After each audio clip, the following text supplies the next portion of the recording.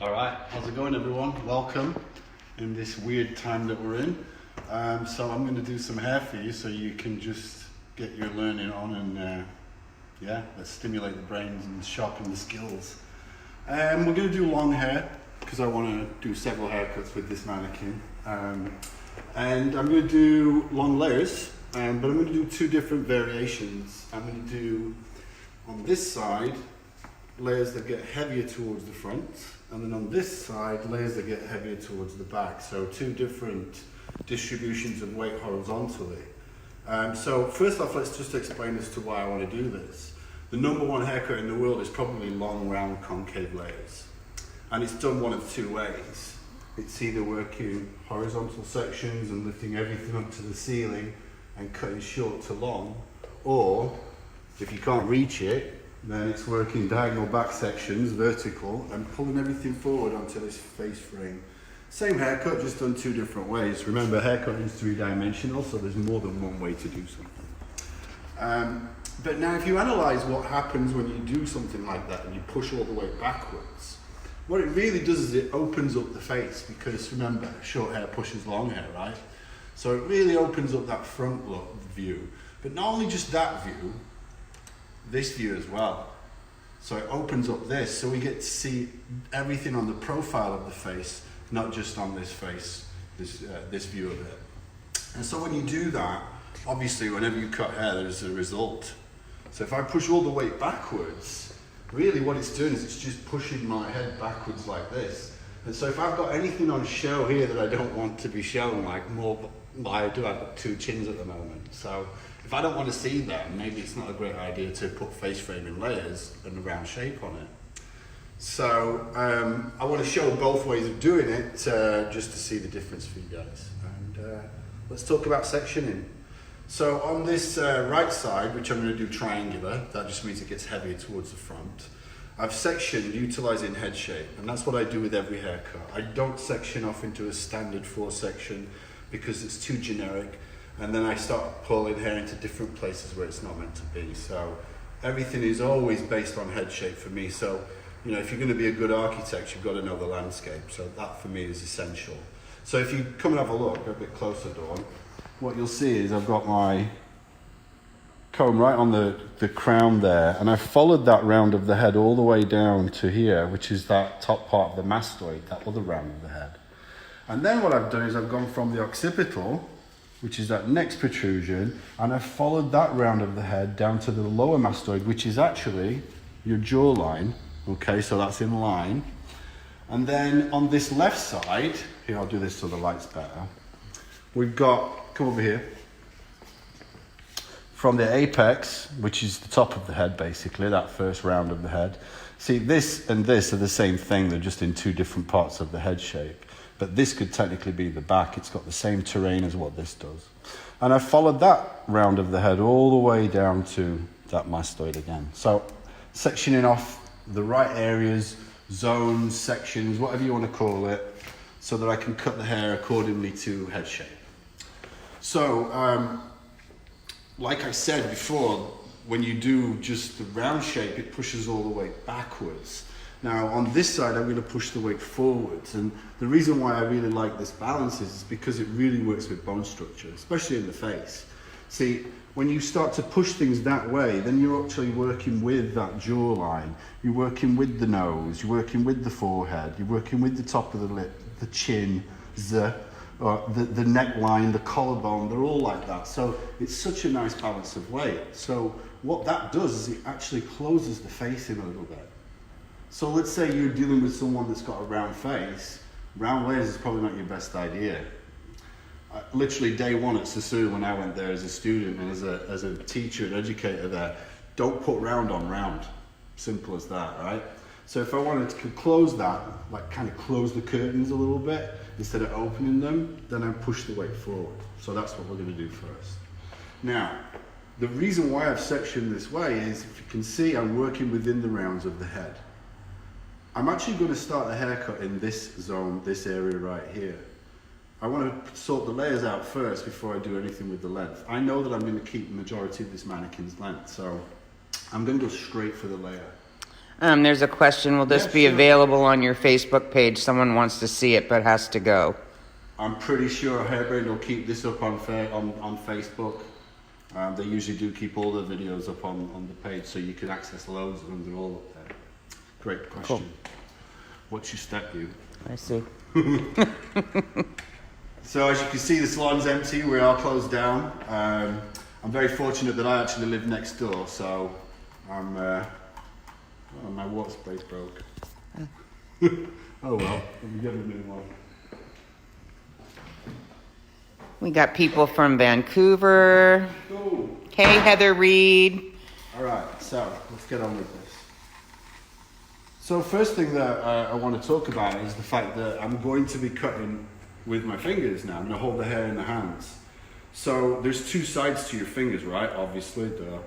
And you got to figure out which one you're going to use because they both do different things. And really, it's understanding yourself, really. And everybody's different. We're all got little differences in certain things. So what I could do with my fingers, maybe other people can't do. They don't probably have that giant gap and all that kind of stuff. But I'm blessed where it doesn't be like that for me. Not yet, anyway. So if I cut the hair on the inside of my fingers, if you look at the inside of your fingers, generally it's a flat surface. So whatever I cut is going to be flat, right? And any flatness when you're trying to create a layer is going to create this concave kind of layer instead of this convex. See, if we move in closer and I cut a flat line, you can see that certain areas are going to be shorter and certain areas are going to be longer. So that's a concave. So that's a very skinny layer. Remember, haircutting is a distribution of weight, and weight has two sides. It has a bigger side and it has a skinnier side. So that's with layers too. So convex layers, which follows the head shape, is that fuller layer that you get. Concave, not so full. So that's going to happen if I cut on the inside. It's going to cut more of a concave layer. And then also naturally I'm going to want to pull this hair down because that's how the swing of my arm moves. It's not natural for me to lift this way, it's more natural to pull down. So again, it's understand what your body's going to do. And if you do that, you pull this down, you're going to leave that longer in the crown. So that's heavier, so that falls and it creates this lip of weight that makes the underneath flick out quite rapidly, right? Kind of picture like the octopus emoji on your phone, or Friends season 1, Jennifer Aniston. She had this bob and then these little things hanging out the bottom. Not a good look right now, so we're not going to do that one. So I'm not going to cut on the inside of my fingers for those two reasons. Again, flatness, and I'll pull the hair down. I'm actually going to cut the hair on the outside of my fingers because if you can see, they're curved. And that will allow me to copy the head shape and create a convex layer. So that's what I'm going to do. Now there's two sides I can stand. I can stand here with my fingertips down, or I can stand where you are with my fingertips up, just like this. If I stand this way, guys, remember I'm stood upright. So my hand comes at a certain, comes a certain way over. So 9 times out of 10, what's going to happen is I'm going to cut this shorter, I'm going to leave that longer. And that's concave, all right? But if I stand on this side, I start at the bottom and I can actually control that layer. Once I go from the top, it's too late, already gone. So I'm going to get more of a convex if I work uphill instead of downhill. So that's what I'm going to do. Aviv from Israel says hello. Hello. Hello. And Morgan from Toronto. Hi, Morgan. So the next thing is obviously moving into sections. And as you can see, this section here is the same size as my finger. These are the two fingers that create the haircut. So if I start to go any bigger, then I'll start to use unnecessary over direction into the center of that section. And then it creates all sorts of different things instead of precision. So section size is important in this case because I am moving, I'm traveling. Let's get on with cutting it. And again, if you've got any questions, please feel free to answer. I probably will answer most of them anyway. This is a well-oiled machine. This is from one of my classes, Knowledge Destroys Fear. So I'm going a bit longer than the average comb there because I know that I want to keep some of the length on this mannequin. And I'm cutting 90 degrees. That just means to pull straight out from the head. If you're not sure where straight out from the head is, take this part of your comb and put it on the head. And that's 90 degrees. That's straight out from the head. So making sure that I work through all the way to the top 90 degrees so that I take care of that weight. That's what I was telling you about afterwards. That's the stuff when you finish your haircut and your blow dry that you're point cutting out at the end. So I'd rather build the house perfectly first and just refine it at the end instead of having to fix the roof. So that's my first section. So what that's done is it's now given this back area a little bit more dimension. See, when you pull everything forward, it literally leaves like this phone book of density all the way through. So then you've got to use your Jedi skills with your round brush to try and get this back to do anything. But again, it's not. Gravity will always push it down. So you need something to work against it. All right, next section. Same size. And now I have to think about what's going to happen this way in the haircut. Right? What's going to happen horizontally? What's this going to look like on that profile? So I know I want it to get longer and heavier, those layers. I want it to be triangular. I want it to work with the bone structure. So I know I need to pull away from what I want to keep, right? I need to pull it backwards. But I've got so many options right here. I've got basically from here to do something. So the most amount of over direction I can use, guys, is to pull everything into number one. All right? Now, anytime you pull any haircut back into number one, she's going to need to speak to the manager. It's the ultimate too heavy drop towards the front. So I'm not going to do that because it'll leave it way too heavy through the front area and all layered in the back. The least amount of over direction is for me to bring into the previous. So 2 would go into 1. I'd pull 2 straight out. 3 would go into 2, and you keep working in that manner. But that's going to take me past the natural round of the head, right through here, which is actually the corner of the hairline. So to keep this flow of weight from back to front looking good, right, I'm going to pull everything straight back that way. So each section, guys, it just goes straight back behind the mannequin, not into the middle. Remember, she's going to want to see the manager. I'm going to bring it straight back. So it's just like bringing everything up to the ceiling, but I'm going to make that wall the ceiling, all right? Think of it like that way. See, if I don't use that over direction, and I follow the head shape, and then I stop, and then I pull the hair back, that's not a really nice flow of weight. See, what happens there is, those layers will round up, because the head shape's round, and then from that point, they'll drop. We've all seen that picture, right? Where it comes up and then it drops again. So we don't want that. Straight back. Body positioning is very important at this particular moment because I am using over direction now and I need to be in the right place so that I don't pull the hair into the wrong place. So basically this foot right here, this leg, this hip is controlling the haircut. See, if I move this leg back, then I'm going to over direct it. If I move this leg forward, I'm not going to over direct it enough. So I'm actually parallel to what I'm working. Comb the side of the section that I'm about to cut. If I comb the guide, I move the guide that way. The guide then becomes shorter than what it should be. So instead of getting longer towards the front, I'd start to get shorter. That's what's known as a mistake. So I'm using the mirror so that I can see where I'm over directing to. See, when I look at this, I can only see that and how long it is. I've no idea what's going this way. I'm not a lizard, I don't have eyes here. So if I use the mirror, I can see exactly where that hair is going.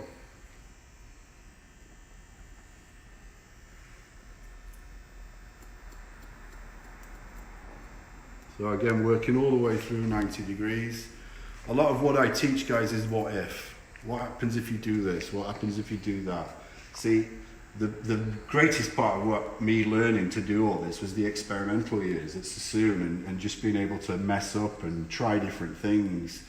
You know, as a teacher there for so long, all you're doing is just cutting hair and playing around with it. So these things have just come from that. So I recommend you experiment. You F up a little bit. That's what experimentation is. So all the way through to the top.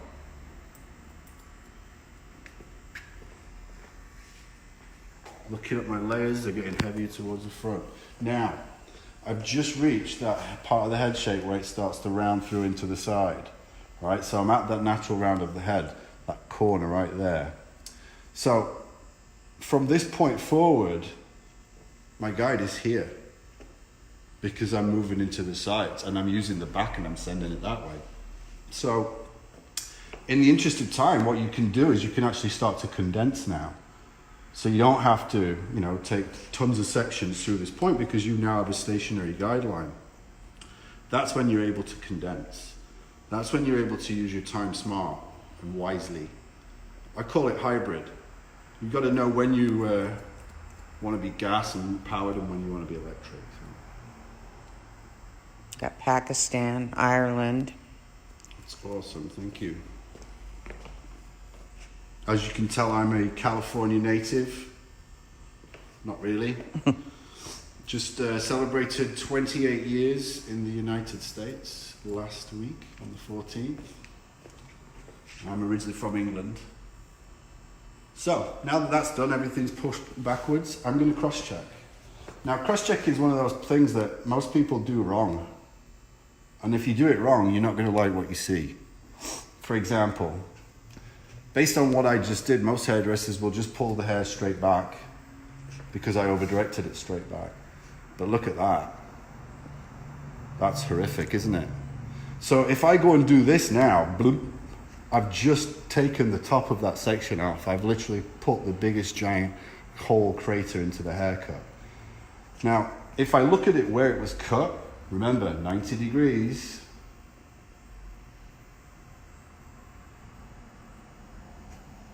Look how clean that is. So you must pull it to the right over direction and the right elevation. If you pull it to the wrong place, you're going to be disappointed. And we don't want that. Most people are actually better than they think because they just don't look in the right spot. So now let's do the underneath that we've done that. So now I can let this out and I can connect this underneath into the top now. But what I'm going to do is I'm going to turn her around like so. Because now I need to work from the layer to the length so that I can actually control the length with my elbow, right? If I stand in the same spot as before and work up, I'll probably cut this shorter and then look at how you move, look at how your arm works. If I do that, I'm going to have this giant kind of rounded layer, right? And then another one above it. It's going to look like a capital B or a pregnant lady. That's not going to look good on the hair. So They want to know, why did you cut the top portion first? I cut the top portion first because if I cut the outline first, then it makes this haircut all about the outline. Remember, layer is a removal of weight, so if I cut a strong line in there, then I've got to protect that. Else why would I create that line? So I'm going to go straight to the source and take care of the layers first. You know what I mean? This is perfect for those clients that think layers comes in ones and twos. So you can sort that out straight away. For me, this has more, I have more freedom on the interior when I start there than I do if I start on the outline. So that's why we're doing it this way. Okay. So working down to the outline. So now making sure the comb is an extension of my arm. It's not doing this. I'm not a T-Rex, so why would I do that to myself? Look at my arm now, it's not as long. So I've lost all mobility really, if I do it like this. So I extension of my arm, now I can control it better. See, I can let gravity do its thing and I can get comfortable. So, working on the outside of the fingers, sending everything that way.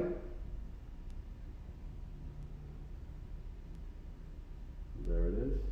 So here's what happens. If I want to leave it quite a bit longer, I'll just move my elbow. Okay, Renee says, don't you need to keep the length? Like design lines are important to have good starting points. I'm confused. Think about how people wear their hair right now. Not everything is a solid outline once it touches the shoulders and goes past it. So what we're seeing a lot of is everyone wearing it with a wave and you're using a lot of the wands and stuff like that. So you're breaking up that outline anyway. So if I put a harsh line in, then I'm going to have to do so much to break it up. So really a hard line for me plays more of a part when it's above the shoulder because that's a bob and then it's all about protecting that line. I want softness and sexiness. If I put a line in here, I make this haircut swing back and forth. Layers bounce. It's a removal of weight, it's a freedom. So graduation, one length, all about that outline. Layers doesn't have to be about the outline. Don't be confused, it's dead simple.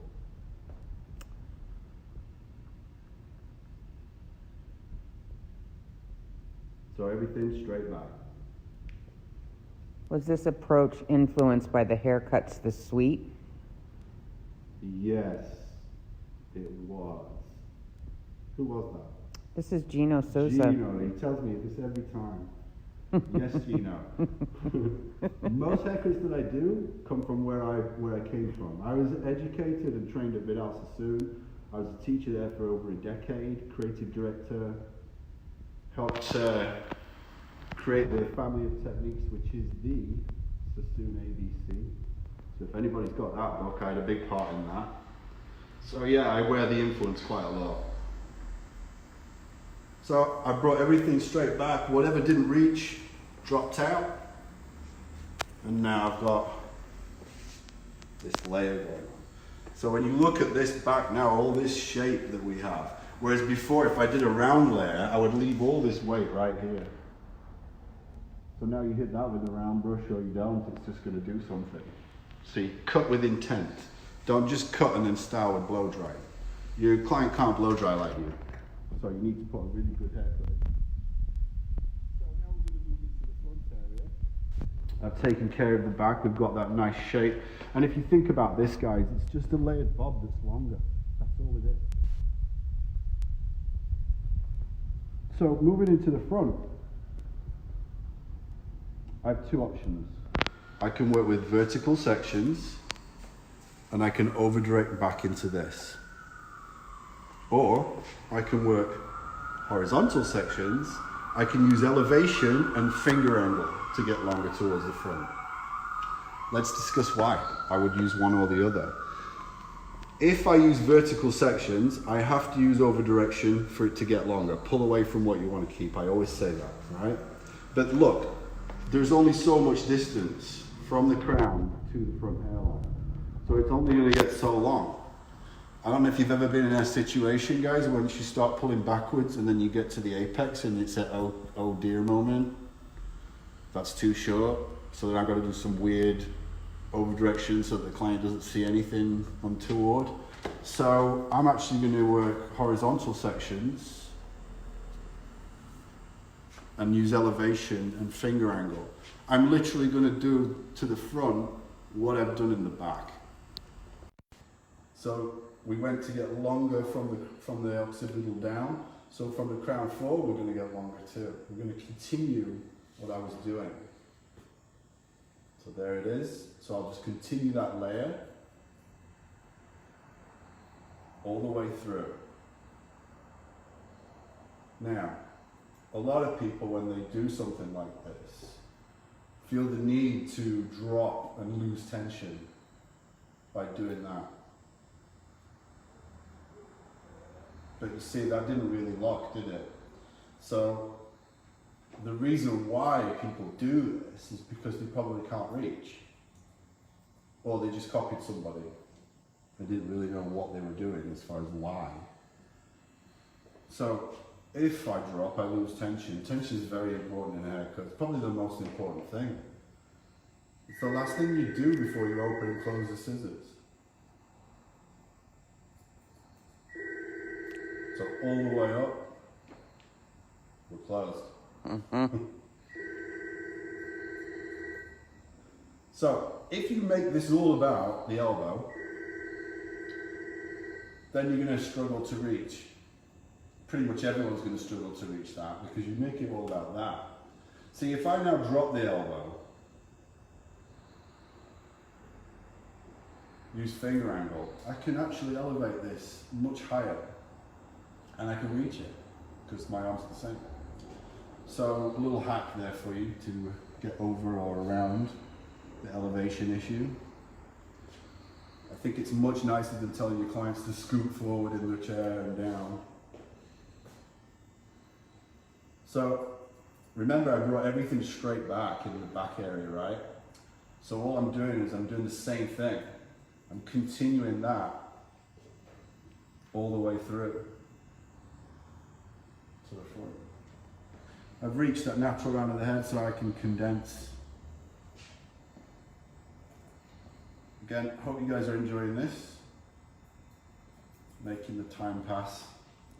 We all are grateful you're doing this in your spare time. Well, we have a lot of spare time now, guys, so I'm here for you guys. I've been putting a lot of stuff up on my Instagram, IGTV. Yeah, there's all sorts of stuff on the website which you can get just on some massive discounts because of what situation we're in. So now, looking at this shape, we can see the layers get nice and heavy towards the front.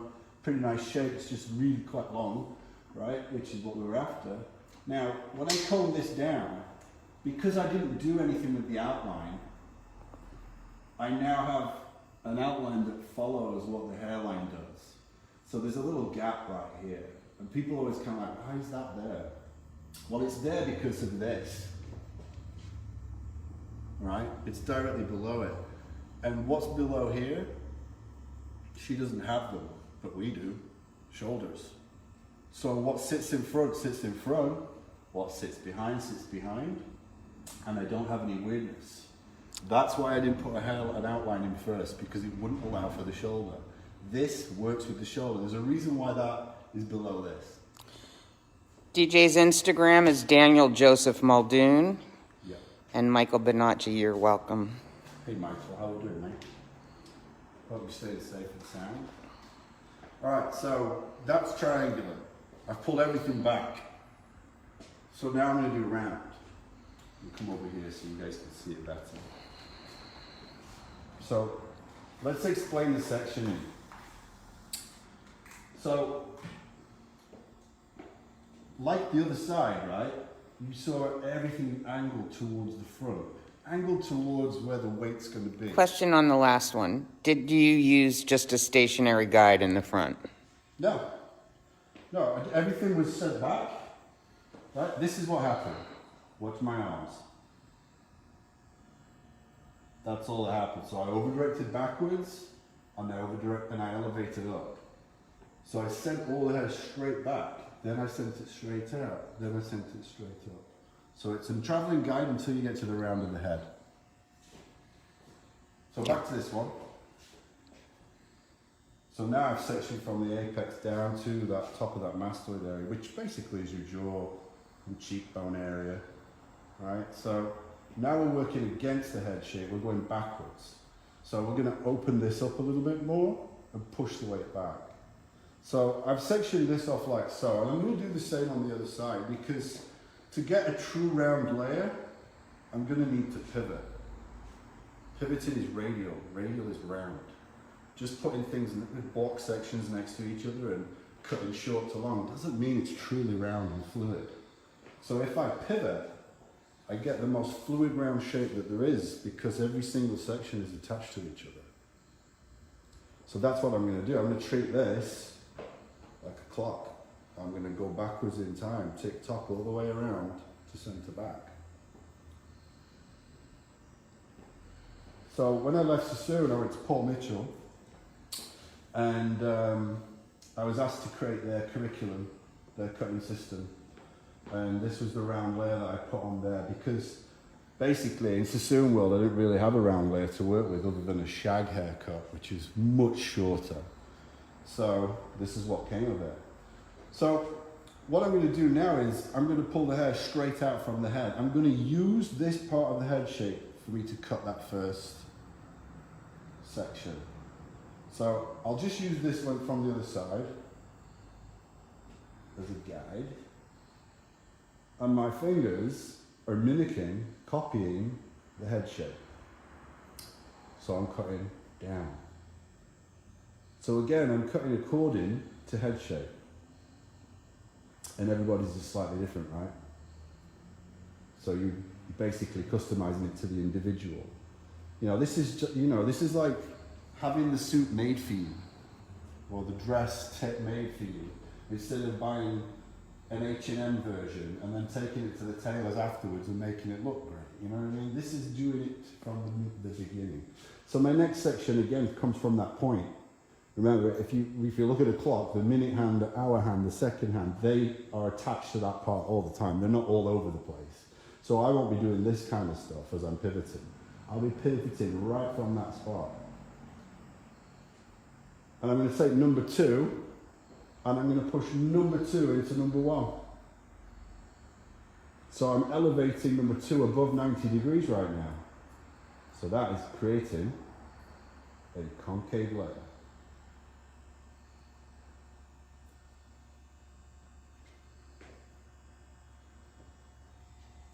Get rid of number 1.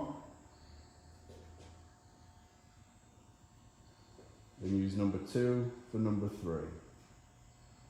So you can see I'm pivoting around off of the apex. And I'm going to push number 3 into number 2. So my elevation is up above 90, right? But now you can see I'm actually more in a vertical kind of a sectioning. So I've went from horizontal to vertical. That's what we're going to do. Because it's pivoting, you're going to use all angles of sections. So by pushing 3 into 2, what's happening now is I'm getting longer and heavier towards the back. So I'm starting to create that round shape where it gets longer, it drops off towards the back. It's a relatively simple haircut, but you just have to stay clean and organized. So again, into the previous.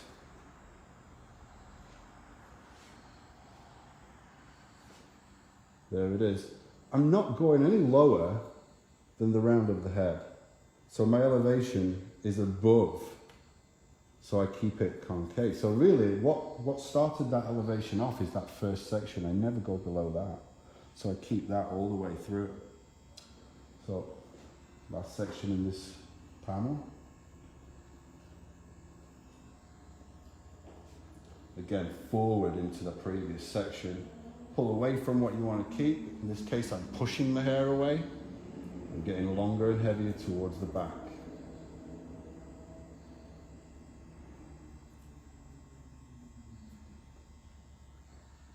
So let's cross-check that.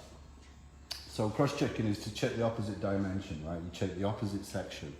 So I just pivoted and I used every angle of section in that. So I've used horizontal and I've worked all the way to vertical and I've used diagonal in between, right? So I've already know what it looks like that way and I already know what it looks like this way. So to get the opposite angle, you've got to get the opposite angle of movement. So picture I've got ink on the end of the teeth. I move this way. So that's going to draw lines curved, right? That's how I cross check. So I would check the opposite to what I've just done. And I'm going to pull it to where I elevated the hair to. And I can see my layers getting heavier towards the back. Let's have a look. See? Just that movement into the previous section creates that roundness and that off the face. So now you're really getting a nice round layer that works with that person because everybody's frontal is a little bit different, isn't it?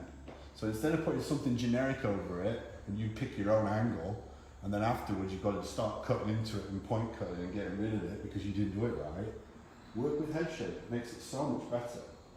Remember, this has got to look good without you involved because it doesn't stay with you. So it's got to look good at all angles.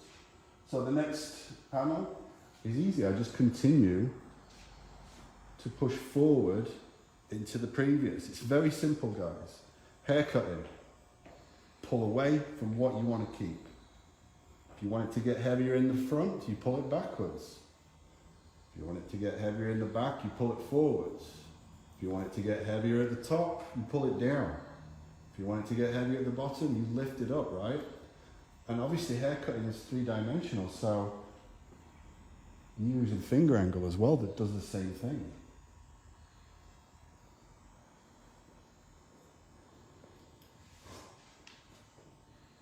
We've got Azerbaijan in there, Greece, It's a very international viewing audience.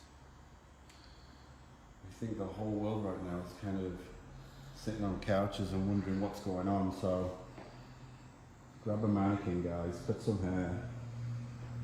It's really awesome to see my peers doing the same thing as well, doing their part. Lots of people doing their education. They're going to be doing plenty of mannequins.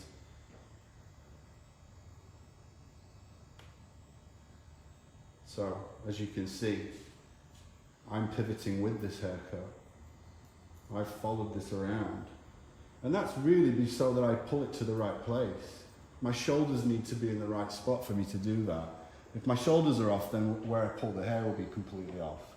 So you're understanding what controls haircutting. Basically you do, your feet. Wherever your feet are, your arms will bring the hair to that. So you've got to move around. So coming up on the last few sections here, again, pivoting all the way around from the front, off the apex, and pushing hair forwards into the previous.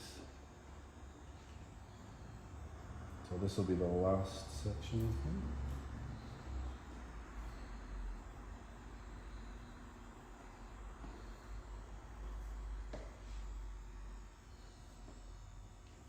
Last bit.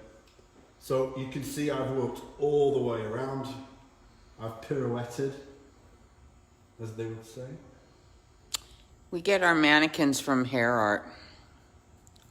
This particular one, yeah, is from Hair Art. We also get them from Pivot Point. Pivot Point, just depending on what we're using. Yeah. This one's got a really cool wave to it, so I like to use that because currently most people, most girls, women, they're wearing a hair with a wave to it.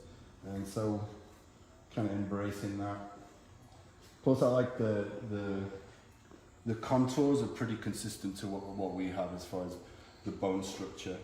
But it's not really bone, is it? It's foam. So foam structure. So let's just recap what I did, guys. I hope you enjoyed it. I hope you got something out of it. The whole idea is to think. If I made you think, that means you're learning.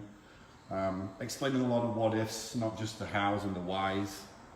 So what we did on, let's put it this way so you can have a good look at it. So this side, right side, I started in the crown, so I isolated the crown away from the nape and the front.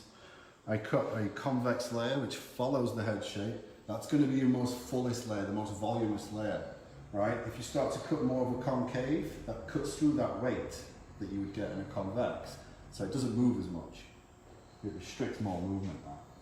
So I did that and I pulled everything straight back, connected it down into the underneath, working from fingertips to knuckles, and then working through the top, just used elevation and finger angle and pull away from the outline, so lifted everything straight up. So literally the movement and direction of this triangular side was literally like a mohawk all the way through. Then on the left side here, we did a round layer. So that means the weight descends from front to back. You can see the difference in the back right now without me really going in there and doing too much to it. So really that kind of gives it that old school kind of look to it. But again, it's going to leave it much heavier and flatter in the back. So if you want something that's going to have more volume to it, probably triangular is your best option. Again, this works with face shape, this works against it. So if it's not a good face shape, probably don't put round on it because you're going to open it up and expose it. And it doesn't have to just look good this way, guys. It's got to look good that way so that you can see what's going on here. Where'd you get your comb? Where did I get this comb? I got it from Hairbrain. And it is a green Sessabon. I know that they have black ones too. And it's my favourite comb, always has been. And I've been doing this for 26 years now, so I know a bit about combs. I use Mizutani's scissors today, which I use most of the time anyway. The pen slim. And yeah, that's it, guys. I hope you enjoyed it. I'll be back on my own channel tomorrow. I'm going to cut some more hair for you. Got a box of mannequins that are screaming to be cut. So I'll be doing plenty of tutorials. Stay tuned. And also stay tuned for all the Hairbrain stuff. Gerard's going to be cutting some hair. over the next 5 days, so don't miss that. And yeah, thank you. His Instagram is Daniel Joseph Muldoon, and the website is Knowledge Destroys Fear. See you guys. Thanks very much.